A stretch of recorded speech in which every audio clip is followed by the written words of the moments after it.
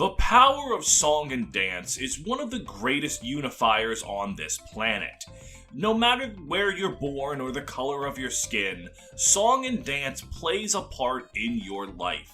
Be it for religious reasons, cultural reasons, or simply recreational, song and dance is a global power, and if life exists on other planets, I'm positive it's universal as well. RPGs have long ago decided that the power of song and dance should be something a bit more literal, with games like Final Fantasy saying that a bard playing on his harp can cure you after you've been struck by a meteor from a red chocobo, or games like Dragon Quest that say that a woman's dance moves can be so hot that her sex appeal manifests into a pink laser beam that can outdamage a greatsword. And on that spectrum, Fire Emblem has decided that song and dance is much more of a support skill, with dancers and bards and songstresses throughout the series' history often helping your units by helping them go again or buffing them instead of being damage dealers themselves. So today, I want to look at the series' history and look at all the dancers and bards and see how they've changed from start to finish. And before the video begins, please like and comment on the video and subscribe to my channel. I know asking for that before a video even begins is really tacky, so I'm not asking, I'm threatening. If you don't like, comment, and subscribe, I'm going to break into your house at 3 a.m. and play my mixtape, This Isn't Music, This Is Just Bombs Going Off, at maximum volume. There is no meme. This is just a threat. Before we get into looking at the units, we need to lay down some ground rules. Ground rule 1 is I am specifically looking at dancers and bards that refresh other units. As such, though characters like Lewin and Homer are technically bards, they are not going to be covered in this video because bards and Yggdrasil are very clearly just mages. Secondly, I am specifically talking about dancers and bards, not every refresh unit. So you are not going to see Faye from Fire Emblem Echoes just because she learns a spell that can refresh a unit. She's going to be talked about in a video about villagers. And third, I'm not going to be covering reclassing because if you're clicking on a video about dancers, why am I talking about Pegasus Knight Azura? And also, why are you making your dancer something that's not a dancer? That's just dumb. With all of the prerequisites out of the way, we can finally talk about our first dancer. Coming in at Fire Emblem 3, we have Fina. As she's the first dancer in the franchise, her implementation is rather basic. Fina can walk up to any unit that has already taken their turn, dance for them, and then that unit can go again. No more extra bells and whistles, that's pretty much all she does. But it sets the standard for the rest of the franchise, because that is an incredibly useful ability. Fina essentially lets you deploy your strongest unit twice. You have an Ogma with 20 strength and speed? Well, congratulations, he now has 2 turns. You have a very powerful healer with Fortify like Wendell? Well, congratulations, he can fully heal everyone twice in 1 turn. The ability to refresh a unit is incredibly powerful, and it consistently lands dancers at the top of any unit tier lists. They are fantastic units, even if Fina doesn't have any of the neat quirks that some dancers get later in the series. The only thing about her is that she's technically a sword unit, which means that, because she's a woman, she can use the very powerful Lady Blade, essentially a silver sword that's effective against bandits. So technically Fina can do a lot of damage, but that's more for jokes than for actual strategy. You should not be trying to level up Fina as an offensive unit. There is a funny combo that Fina can do in this game though, and that uses the Again Staff. The Again Staff lets all units move again. So you take your entire turn with everyone, and then use your staff user last, and then everyone gets to move again, other than the staff user. But if you deploy Fina, and then you use the Again Staff, And then you have Fina dance for your Again staff user. Oh yeah, it's all coming together. You can take nearly 4 turns in 1 turn. Now, that is wildly unnecessary. If anything, just using the Again staff once instantly wins whatever map you're doing, but it is a very funny thing you can do, and therefore you should consider doing it at least once if you're playing Fire Emblem 3. Moving on to Genealogy of the Holy War, the first generation of the game's dancer is Sylvia, and she, on paper, functions the exact same as Fina. She's a frail sword unit who has god-awful combat, but can dance to refresh a unit, and that's all you need her to do, but she has one tiny little detail that puts her over Fina. She can refresh 4 units at once. If you put her in the middle of 4 units that have taken their turn, her dance will affect all of them. And that is one of the most powerful effects any unit can do in any Fire Emblem game. That refresh ability is insane. And on top of that, Sylvia has the Miracle skill, which functions really different in FE4 compared to every other game in the series. Basically, when a unit with Miracle gets hit and brought below 10 HP, they get an evasion boost relative to how low their HP is. To make a long story short, if Sylvia gets hit once, she probably gets brought down to like 5 HP, and then will functionally be immortal, because she'll dodge everything. So you can even kinda put her on the front lines without worrying about her positioning. Sylvia does have one weakness though, and that is that genealogy maps are fucking giant. So since she's an infantry unit, she's gonna struggle to keep up with all of your mounted units. Though there are a few ways to work around that. One, due to the fact that mounted units can use up their movement even after attacking, you can easily position your cavalry in such a way that Sylvia can dance for the 4 of them. Make them come to her rather than her come to them. Alternatively, you could give her the leg ring, which will increase her movement to around cavalry levels, which will allow her to keep up with the front lines. She's also arguably the best unit in the game to get the Knight Ring, which lets any unit use all of their movement after using an action as if they were cavalry, helping her position after or before dancing. So there's a lot of ways you can make Sylvia not really have to worry about her problems. As a mother, Sylvia's 2 children are weird to plan for. There's really only 3 fathers in the game that work for Sylvia: Claude, Lewin, and Death. Claude gives the Valkyrie staff to Corporal, and is one of the only ways to get the Valkyrie staff in the 2nd generation, and that's a useful ability to have. You know, the whole reviving the dead thing. And Lewin gives massive speed to both children, and given that Lean's a dancer, that's going to help her dodge, and gives the Broken Tome Forsetti to Corporal, allowing him to be a very powerful unit in the end of the 2nd generation.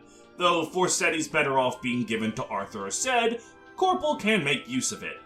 And Death, well, killing Sylvia is actually not a terrible decision. Let me talk about Lean first. Lean is the dancer of the 2nd generation, and as Sylvia's daughter, she has basically all the same things that Sylvia has. Miracle, a 4-unit dance. There's not too much to talk about with Lean specifically. What's interesting is Lean's substitute, Lelia. Lelia, like all substitutes, is a worse statistical version of Lean, but dancers don't really care about stats outside of speed, luck, and movement, and Lelia's speed and luck are still decent, and her movement's gonna be the same as Lean's. What makes Lelia different is she doesn't have Miracle, she has Charm. And Charm is a very powerful skill. Any unit within 3 spaces of Lelia gets 10% more hit and avoid, and they stack with other charms. So Lachesis' 2 children, Delmond and Nana, who also have Charm, can be put near Lelia, and that means any unit near them gets 30% more hit and avoid.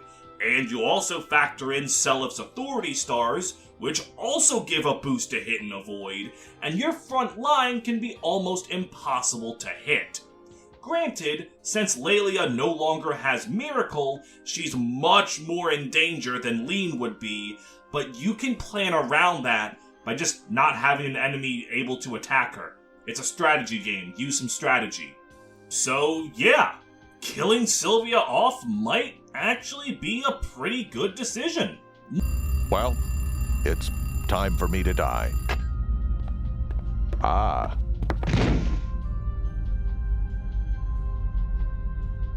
Next up, we have Fire Emblem Thracia 776, and the way that dancers work in this game is kind of interesting.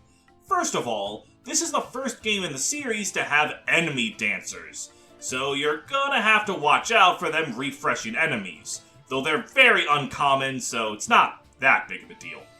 Secondly, your dancer is very weird in how you get her. You do not get a dancer out of the gate. It's a secret promotion option for Laura. The way that Laura works is she comes in the Monster Escape arc very early into the game as your thief. She has god-awful combat, but she can steal and she can open up locks, so she's very useful for that part, and then kinda just fades into the background of your party until about halfway through the game when you meet Pern. Pern can be recruited by Salem. In fact, that's kind of the unit that's obvious to recruit him, but if you know what you're doing, he can also be recruited by Laura. And if you recruit Pern in that way, it will also automatically promote Laura into a dancer. And from there, she functions like Fina. She does not get the 4-unit refresh that Sylvia does, so it's just making one unit move again. Tragic, but still incredibly powerful. There are no more extra dances or anything, but it is worth noting that Laura keeps her ability to steal and use lockpicks as a dancer. So if there's ever a map where Laura doesn't need to dance for a unit on one specific turn, you can send her over to a chest to open, so it does give her more freedom in your strategies. The other really funny thing about Laura is based on the fact of how her promotion works. Dancer is considered a tier 1 class, like Thief or just a generic Cavalier. What this means is if you promote Laura with a Master Seal into a Rogue before you recruit Pern, you technically de-promote into a Dancer and lose the promotion gains you got from becoming a Rogue. And what makes this even funnier is Laura can now promote, because she's a tier 1 unit, so you can re-promote her into Rogue, losing the ability to be a dancer for the rest of the game in exchange for getting your promotion gains back. That is such a dumb thing that you should not be allowed to do, but if you want to promote, de-promote, promote Laura, that's something that can happen. It's really funny, but I would not recommend ever doing it. In fact, I really wonder why the hell it's even possible. The inner machinations of my mind are an enigma. Next up, we have Fire Emblem 6 The Binding Blade. And the way that dancers work in this game is a single refresh like Fire Emblem 3 and 5. You do not get to reuse 4 units at once, you'll have to do your refreshing the old-fashioned way. This game also introduces Bard as a refresh unit as well, so you can now play a harp to let a unit move again, but functionally there is no difference between dancers and bards. They do the same thing and have basically the same stat spread. High speed and luck to dodge, and that's about it. The only thing to note is that the dancer and bard, Lalum and Elfin, are available exclusively on route splits. If you go the A route in the Western Isles, you get Lalum, and if you go the B route in the Western Isles, you get Elfin. Functionally, there is no difference here. They have basically the same stat spread, and they do the same thing. The only point to make is that they technically have a different group of units they support with, though honestly, even then, there's some big overlap between the two of them, but it largely doesn't matter. They just exist to make a unit move again. In fact, they exist for this solely because they remove the ability for units like this to defend themselves. Sure, you are never really going to attack with Lean or Sylvia or Fina, but now you can't even do that. Lalum and Elfin cannot equip any weapons. This doesn't really change anything, but it is technically something worth mentioning that's different. And that's all there is to say about dancers in this game. Yep, doing the same old thing that they've been doing the whole time, with no added bells and whistles. But here comes Fire Emblem 7, the Blazing Sword, with some bells and whistles. Your bard and dancer in this game are the siblings Nils and Ninian. Now, the two of them are never available at the same time, though they share stats. If you level up Nils, his stats are going to be exactly what Ninian's are, and then when Ninian leaves, Nils' stats are going to be whatever hers were. So don't worry about raising one or the other, you can just use them as you want. What makes them interesting is they have 4 special songs and dances that they need to find secret bands to use, and thus will give some kind of other beneficial effect, rather than just refreshing one unit. But refreshing one unit is incredibly powerful. They're going to have some absolutely crazy effects if they ever want to be used instead of dancing. Like, it's gonna have to be a map-changing effect. Like, increasing a unit's defense and resistance by 10. Alright, you win this round. Yeah, the bands are actually pretty good, especially because Fire Emblem 7 enemies are kinda fucking stupid. See, in some games like Fire Emblem Fates, if the enemy realizes that it can't damage a player unit, they just ignore them and move around them to do something else. But Fire Emblem 7 enemies aren't that smart, so if you use Ninus' Grace on a unit that's already bulky, like Oswin, enemies will just keep attacking him even though they can't hurt him, and he can kill them in the counterattack, making it very easy to clear a lot of maps by just buffing someone's defense and having them go. On top of that, there are 3 other rings you can find. Fila's Might increases a unit's strength by 10, allowing them to kill enemies they normally wouldn't, and what makes that a little better than just refreshing them so they can kill a unit by attacking them twice is that 10 extra strength could let them kill a unit without getting counterattacked, which can be really big depending the circumstance. The third ring is Thor's Ire, which increases your critical hit by 10. That's actually probably the least useful of the rings. I mean, more crit is good, but compared to the power of the other 3 rings, or just refreshing a unit, it's never really going to be the best option. But I'm sure there's some fringe case where that's useful. And the final ring is Set's Litany, which increases your evasion by 10%. And that can actually be quite significant given true hit in the GBA games. Depending on what the enemy's hit rate is, increasing your evasion by 10 can actually translate to increasing it by about 18%. So that's actually quite useful if you want to go that route. Nils and Ninian also have a really weird mechanic. There's a guided map exclusively on Hector's campaign that you have to level Nils up to level 7 in Lynn's campaign to unlock. And unless you're playing Lynn's campaign at a snail's pace, you're not going to level Nils that high naturally, so you have to stop to grind for it. It's a really weird requirement for a chapter that, lore-wise, is absolutely fantastic, but in terms of gameplay, you don't get anything from that map that's so important that you need to unlock it. But it's a guided map, and Fire Emblem 7 loves having weird guided maps.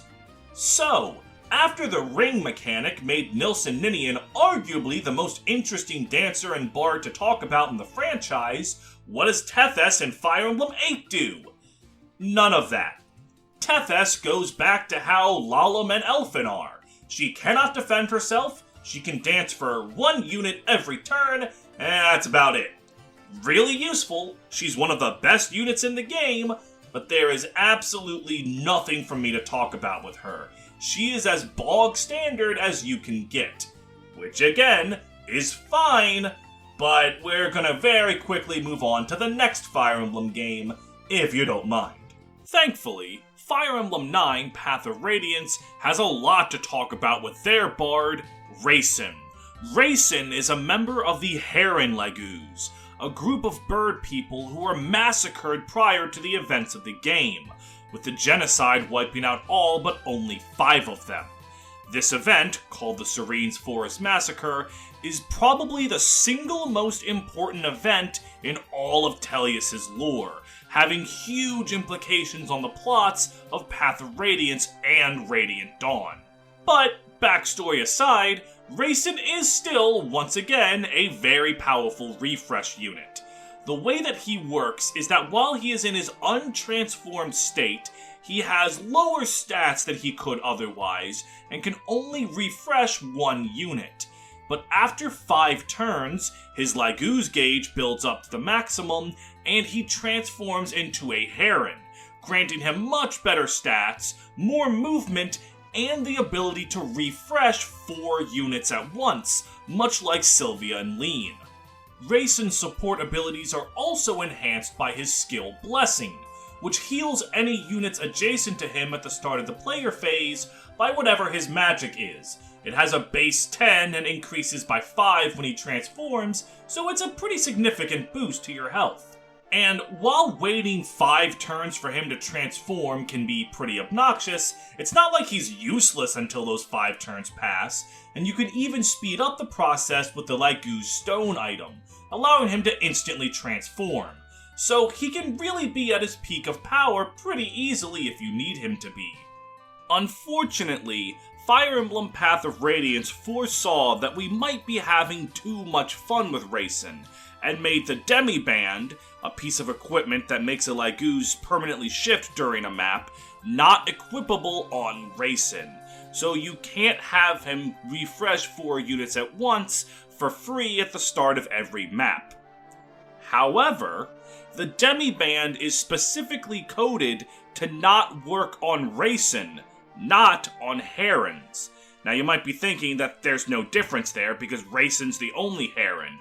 And normally that's true, but if you happen to be playing a randomized ROM of Path of Radiance, and someone other than Rayson randomizes into a Heron, you can equip the Demi-Band on them, and have them refresh 4 units at once. However, randomizing and playing a ROM of a Nintendo game is illegal, you know.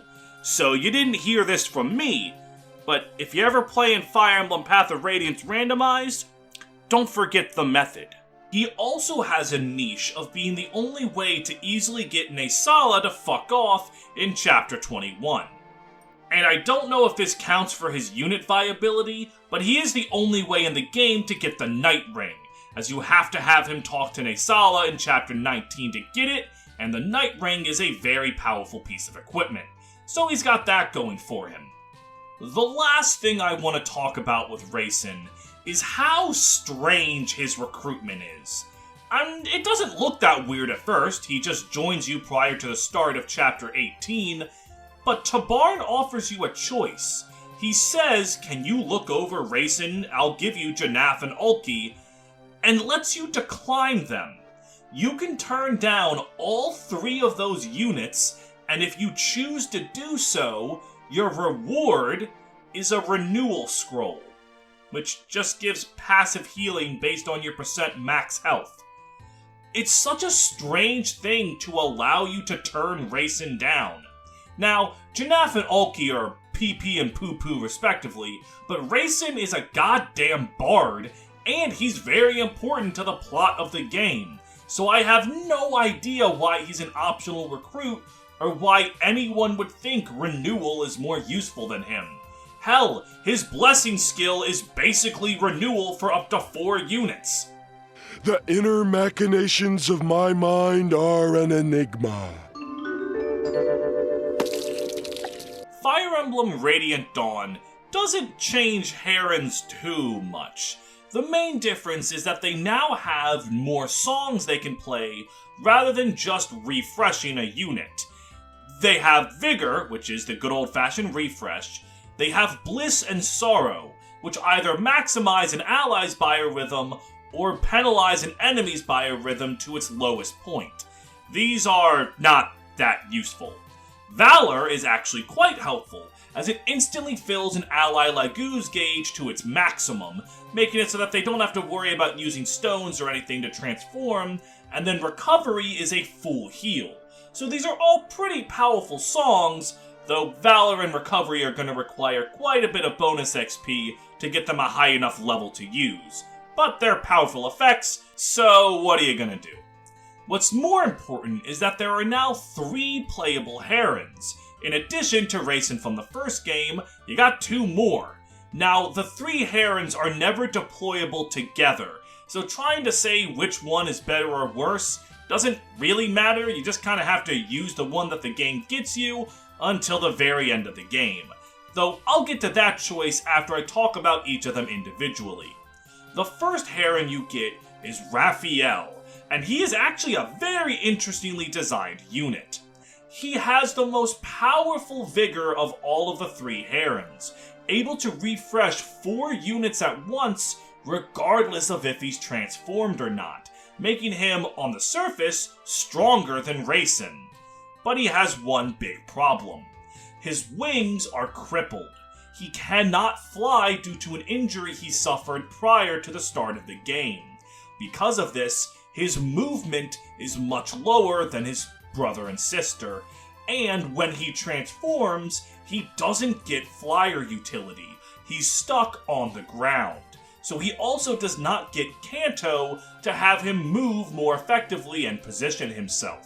His movement can be circumvented easily enough by giving him the Celerity skill, but his lack of Canto movement does make positioning with him quite difficult. But the trade-off is 4 refreshes, so it's very much worth it to try and figure out how you're going to make Raphael work when he's available. A very solid unit, and one of the best in the game. Leanne is the second Heron that you get, and she is kind of like the middle ground between her brothers. She never has a way to refresh 4 units at once, but unlike Raphael, her wings work just fine, and she can fly around and position herself quite easily.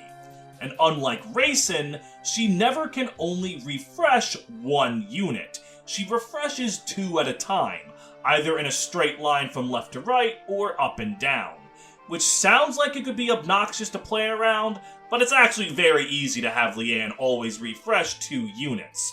She's meant to be the middle ground, doesn't have the strength of her brother's peaks, but doesn't have their flaws. All in all, one of the best units in the game. And lastly, we have Racing, who is completely unchanged. Nothing about him is different from Path of Radiance. He functions in the exact same way, only refreshing 1 unit while not transformed, and refreshing 4 when transformed. So the only thing left to talk about is which Heron you want to take to the end of the game. The way that Radiant Dawn's endgame works is there are 5 maps in the Goddess Tower, and you have to pick one of the 3 Herons to take with you. And regardless of what you think the best answer is, the worst answer is always Leanne. While she is consistently better than the 2 of them, the ability to have Raphael or Racing peak with 4 refreshes is just going to be worth playing around.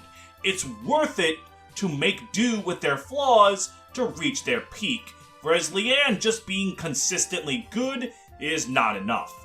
Now, what makes the choice between Racing and Raphael interesting is an item called the Lagu's Gem. When this item is used, a Lagu's will be transformed for the entire map. Their gauge will never deplete, and that is perfect for Racing, allowing him his flyer utility, high movement, and 4 refreshes for an entire map. So that sounds like it's perfect for him, and he's just better than Raphael. But there is one problem. Rayson has to spend a turn to use the gem, meaning he cannot refresh anyone on turn 1. And maps in the tower are small enough that Raphael having access to refreshes on turn 1 kinda might actually make him better than Rayson. I think Rayson is still better overall, but if you said that you think Raphael's the best Heron for the tower, I don't think you would get laughed out of the room. They're both very good, with some flaws that you have to work around. And besides, of course Rayson is the best Heron in the game. This is Tellius. Did you think they were gonna let the two heterosexual Herons be the best in the game? No, it's gonna be the gay one. Like, come on, get your head in the game. Moving on to the Archanea remakes, Fina comes back and basically does the same thing that she does before. The only thing that technically changes is that Fina can now level up to level 30 instead of level 20. This changes literally nothing, so we're just gonna move on with our lives. Next up, we have Fire Emblem Awakening, and it marks an important change for the Dancer class, as they're finally allowed to kill people again, with Dancers in Awakening having swords as a weapon type, marking the first time a Dancer can fight since Fire Emblem Thracia 776. Anyone who's about to comment the Spectre cards in Radiant Dawn, shut the hell up, no one uses the Spectre cards. Awakening's lone Dancer is Olivia, and she functions a lot like Fina. She can refresh one unit at a time, and that's all she can do, but that's all you need her to do.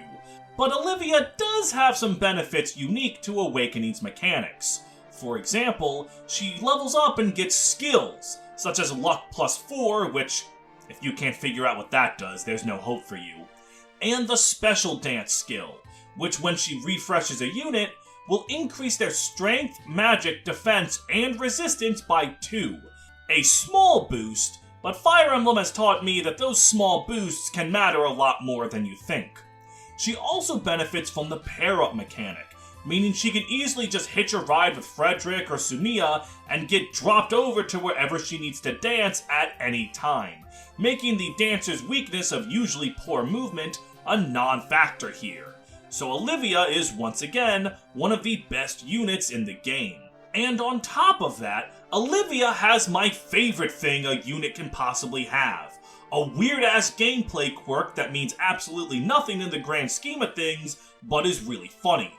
In Fire Emblem Awakening, there is a 1-year time skip after the events of Chapter 11, where Chrom, the game's main character, has to be married to someone by that point because his daughter Lucina being born is relevant to the plot.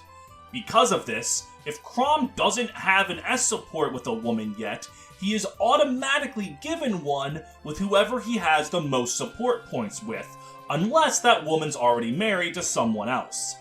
What is very interesting about this is Olivia is an eligible bachelorette for him, and she joins on Chapter 11, the last chapter before the cutoff. So if you want Chrom and Olivia to get married, you have to either A, marry off every one of Chrom's potential brides before that point, which is going to be very difficult given when some of them join, or B, never have Chrom so much as breathe near a woman for the first 11 chapters of the game, so that when Olivia joins on Chapter 11, she's going to be the only woman that has any support points with him, thus causing them to essentially get a shotgun wedding, and she will be the mother of Lucina and Inigo. Oh my god. I get it. And is it worth it to do this? Not really. Lucina's gonna be better off with a mother other than Olivia, but Inigo is going to benefit from having Chrom as his father, so I guess it's kind of a neutral. Like, you do all of this effort for something that's just kind of okay. I have no idea why Olivia is one of the potential wives for Chrom when she joined so close to the cutoff. It would have made way more sense for her slot to be taken up by another woman from the first generation. Like, I don't know, maybe some kind of redhead that you get before all of this. Yeah, you know, Muriel. And representing Fire Emblem Fates, we have the Songstress class with Azura, who is, as you would imagine, a very capable support unit. She can refresh units just like every singer before her, and she has a nice collection of skills that really amplify her ability to support her allies. Azura's personal skill allows her to heal nearby allies at the start of the player phase, much like Raisin's blessing skill, but within 2 tiles of her rather than having to be right next to them like Raisin. As she levels up, she'll get the skill Inspiring Song, which will allow her to give skill, speed, and luck to a unit whenever she sings for them, which is a very useful set of stats to give. She also gets the skill Voice of Peace, giving damage reduction to any allies she's standing near, and lastly she gets Foreign Princess. A skill that is worded very confusingly. Basically, it gives you a damage buff and damage reduction from enemies when you're playing PvP. So yeah, it is a functionally useless skill, but all her other skills more than make up for it.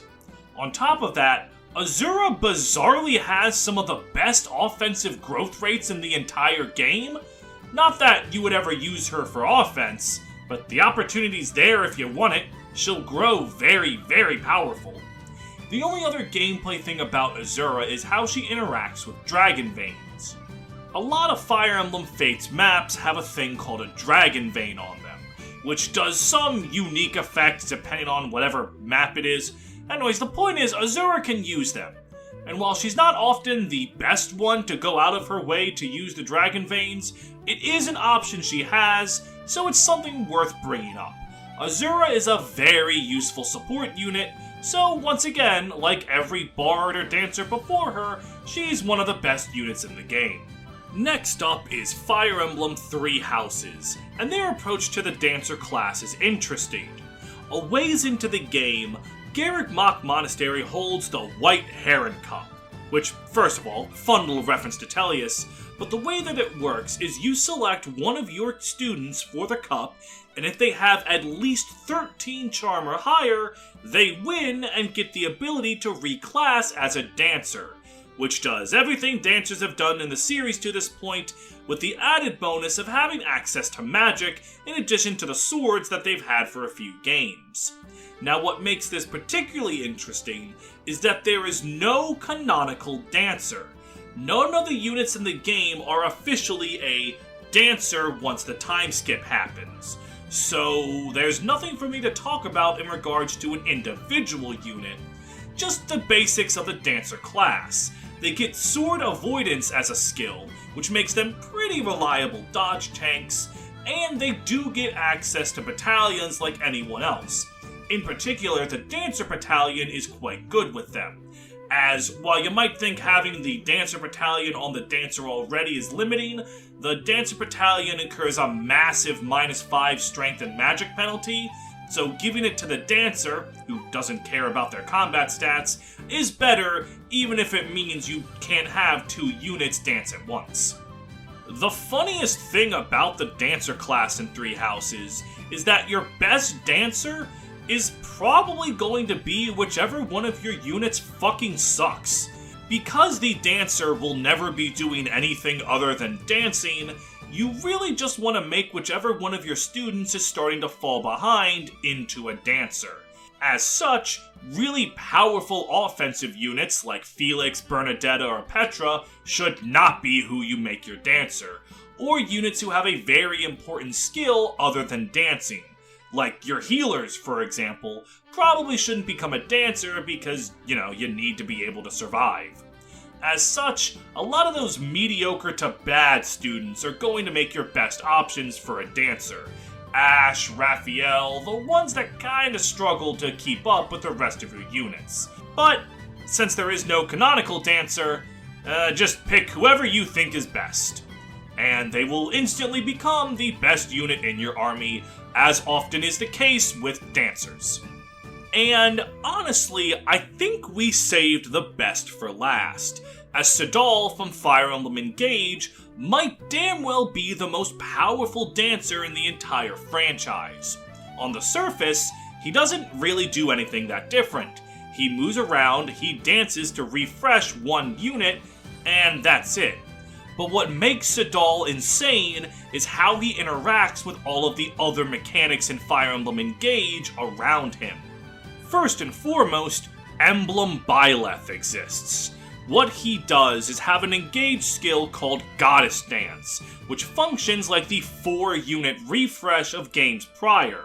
So you combine that with Sadal's dance, and you can just have so many units move multiple times, it's not even funny. Also, the skill Canter Plus can be given to Sadal, allowing him to move up to 3 spaces after dancing, allowing for fantastic positioning, especially when considering Goddess Dance. And on top of that, you have powerful area of effect warps from Emblem Micaiah, and you can use Sadal in combination with so many emblems that you can put any unit on any tile in the map that you want them to. He plays a part in so many nutty combos. And, as if all of that wasn't enough, Sadal has all the same speed and luck that make him a good dodge tank, like dancers prior, but his actual bulk is actually pretty respectable, meaning that he can tank a hit or two if you get unlucky or you want him closer to the front lines for more insane support strategies. And on top of all of that, he's probably the only unit in the entire game that doesn't want an emblem. The emblems are in short supply, and figuring out who to give what ring is a difficult decision. But because Sadal doesn't really want any of the stats or skills that they give, he wants to help the other units who are using them, there's an argument to be made that even though he doesn't show up for quite a while in Engage, he's still the best unit in Engage. He is absolutely fantastic and should be included in every playthrough of the game. He's just the best that the Dancer Classer has ever been, and might damn well be the best it ever will be. For a class that's always essentially done the same thing, make a unit move again, the Dancer and Bard class has had a lot of interesting ups and downs. I really like how the class has been experimenting through the years in ways that it can support the player other than just refreshing, and I think it's landed on some really interesting design spaces. I have no idea how dancers are going to work in the next game. I am certain they're going to be the best unit in the game, but how exactly they're going to do what they do, I'm eagerly looking forward to figuring it out. Before this video ends, I would like to give a huge shout out to my patrons, whose continued support help make this channel possible, and if you would like to join, the link is in the description below. It is not required, I am thankful to you even if you never give me a cent. My patrons include the likes of Across the Night, Adebayo Thompson, Alex Araliga, Amu is not beating the Tails allegations, Andrew Crockett, Bean Juice, Hell on Heelys, Jae Hyun, Jespacito 2, Larmachi, Lysevening Bolt, Morgalorgan, Played Arrow, Played is pronounced like the pattern, Ranger Man Sam, Sean Vossi, Shen Lu, Viri the Artist, Ya Girl Owen, Brentendo 11, Drew Hack, Fire Emblem Lord, Ginger, Gugu Gaga, Cornelia Milkers 92, Inverse, Lev Maverick, Maple Knight, Sombret, and Upscale Furry Trash. Thank you all for your continued support, and I'll see you in the next one. Take care.